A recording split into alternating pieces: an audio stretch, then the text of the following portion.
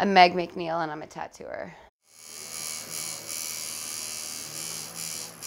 I was like, yeah, they know I'm 16, blah, blah, blah. He's like, just as long as you don't get tattooed.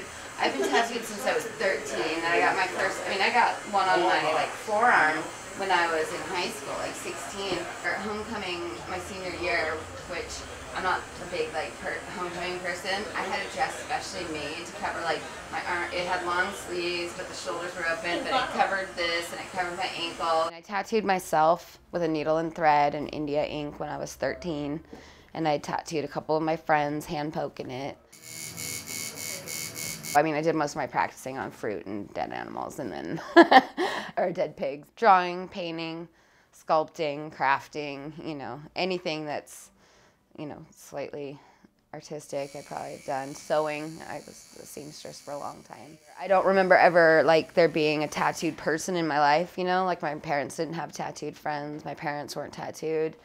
It was, I grew up in a fairly, small suburb of Seattle. There wasn't a lot of tattooed people around. We didn't have a shop in that town or anything. Yeah, it's easier to ask me where I'm not tattooed than how many or where I am, which is my ribs, abdomen, and tops of my feet.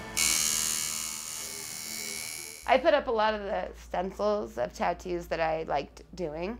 So everything that's on tracing paper in this room is a tattoo that's on somebody.